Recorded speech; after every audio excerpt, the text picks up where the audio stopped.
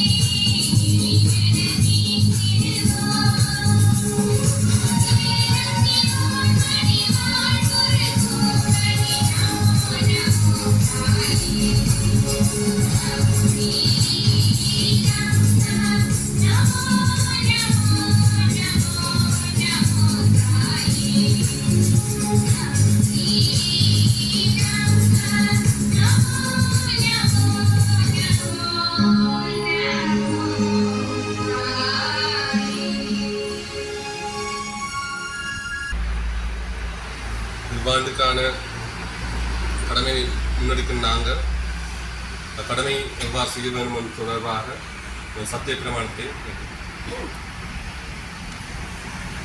2026 ஆண்டின் கடமைகளை ஆரம்பிக்கும் முதல் நாளாக இன்று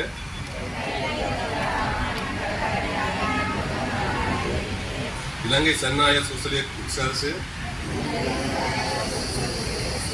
முழு நாட்டு மக்களினதும் அபிலாசைகளை முன்னிலையாக கொண்ட இலக்குகளை நனவாக்கும்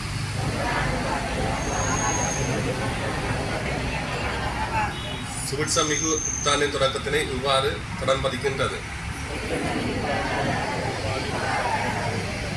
இன்றுடன் ஆரம்பிக்கப்படும் புத்தாண்டில்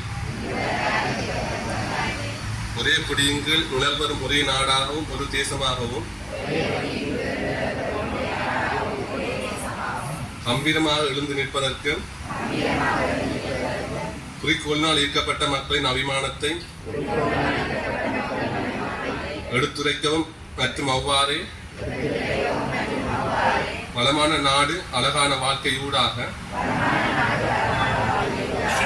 சவால்களின் முன்னிலையில் தயங்க மாட்டோம் என்னும் துணைப்பொருளின் சாரத்தை அதனூடாக எடுத்து காட்டவும் வழிகாட்டும் ஒழுங்கமைக்கப்பட்ட அரசு நிர்வாகம் ஒன்றின் பங்காளர் ஒருவர் என்ற வகையில் நான் பொதுமக்களின் பணத்திலிருந்து சம்பளம் பெறும் அரச ஊழியர் ஒருவர் என்ற வகையில் அரச கொள்கைகள் மற்றும் இலக்குகளை நடைமுறைப்படுத்தும் போது என்னிடம் ஒப்படைக்கப்பட்டுள்ள கடமை பொறுப்பினை இனத்துடனுடனும் பயனுறுதியுடனும் செயலூக்கத்துடனும் அதிகூடிய அர்ப்பணிப்புடனும் நேர்மையுடனும் பொதுமக்களுக்கு சார்பாகவும் முழு நிறைவாக நிறைவேற்றுவதாக உறுதிமொழிகின்றேன். சத்திய பிரமாணம் செய்கின்றேன்.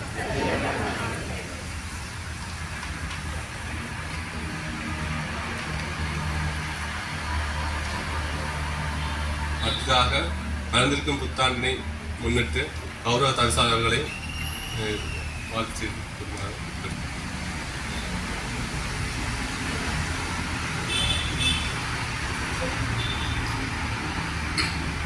2025க்கு விடை கொடுத்து 2026ஐ எதிர்கொள்ளப் போகின்ற நாங்கள் வழமை போல் அல்லாது மிக பாரிய சவால்களை, மிக பெரியதொரு வேலை சுமையை, அபிவிருத்தி நோக்கிய மிக பாரிய அபிவிருத்தியை நோக்கிய பயணத்தில் பங்காளர்களாக எங்களுடன் ஒன்றிணைந்திருக்கின்ற உத்தியோகத்தர்கள் அனைவரும் உங்களுடைய முயற்சி வெற்றி பெற, எங்களுடைய இலக்கு நிறைவேற எல்லாம் வல்ல இறைவன் எங்களுக்கு அருள் பாலிக்க வேண்டும். உங்கள் அனைவருக்கும் இனிய புத்தாண்டு நல்வாழ்த்துக்களை கூறி விடைபெறுகின்றேன். நன்றி.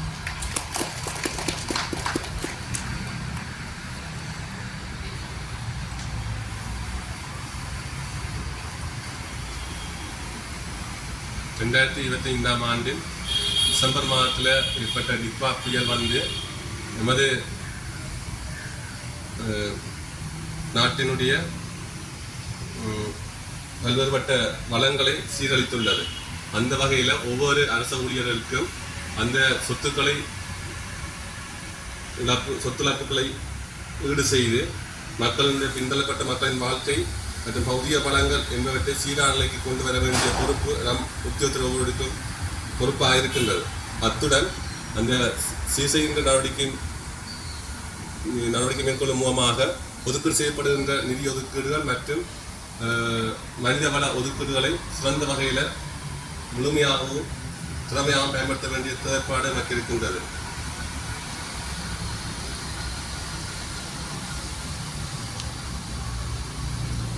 அதே போன்று நமது சபையினால் வந்து இவ்வருடம் பாரிய அபிவிருத்தி திட்டங்கள் முன்னெடுக்கப்பட இருக்கின்றது. இந்த ஒத்துழைப்பு சபையின் உத்தியோகத்தினுடைய ஒத்துழைப்பினூடாகவே அவருடைய பாரிய அபிவிருத்தி திட்டங்களை வெற்றிகரமாக நிறைவேற்றுவதற்கு முடியும் என்பதை உத்தியோகத்தினுடைய எதிர்பார்ப்பாகும். அந்த வகையில் நாம் எல்லோரும் சபையினுடைய இலக்கினை பூர்த்தி செய்யக்கூடிய வகையில் நமது முழு அர்ப்பணிப்புடன் கடமை சிவனமே செய்வோம் என்று கேட்டுக்கொண்டு ஒரு நிறைவு செய்வதுடன் புத்தாண்டை முன்னிட்டு கேக் பற்றி கொண்டாட விடயமாற்றம்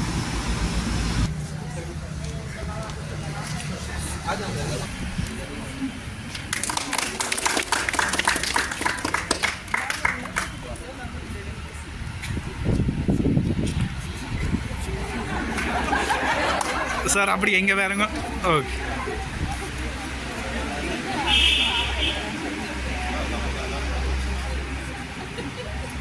சிறப்பு. Okay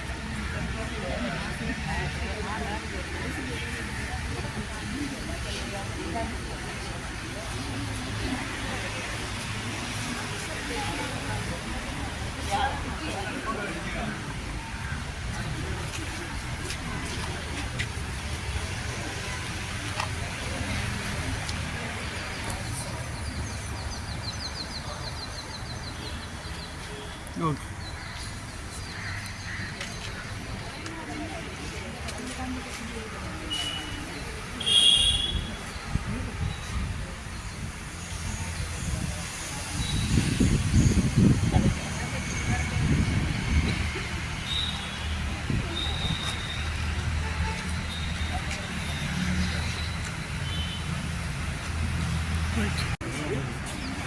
okay.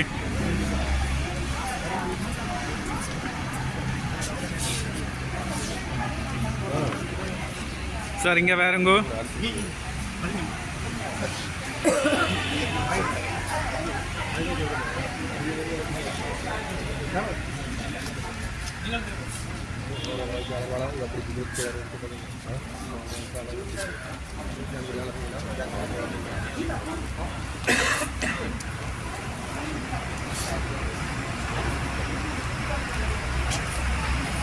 கௌரவ தற்காலமே வெள்ளக்கடல் தொடர்பாக இன்றைய தினம்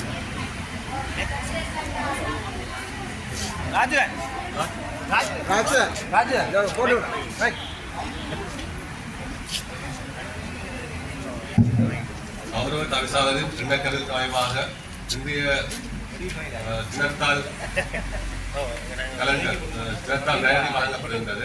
இது நன்கொடை மூலம் வழங்கப்படுகின்ற சபை நிதி அன்று அவருடைய ஒழுங்கமைப்பு செய்யப்பட்டு சிறந்த வகையில் வடிவமைக்கப்பட்டு சபை இந்த சொன்னது போல அந்த பாரிய அபிவிருத்தி மோப்பணமாக கொண்ட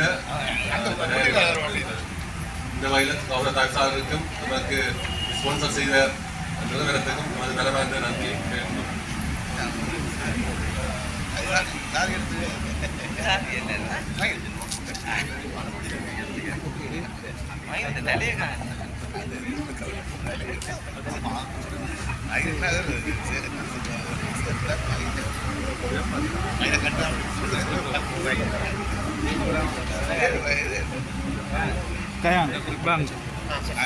இப்போ போவேக வீடியோ எடுக்கலாமா? இதில் சட்டினா ஃபோட்டோ ஆகும். வீடியோ எடுத்து கொண்டு இருக்குது.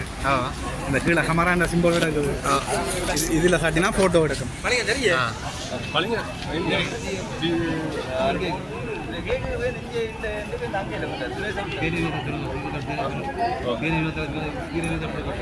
இந்த நிகழ்வை தொடர்ந்து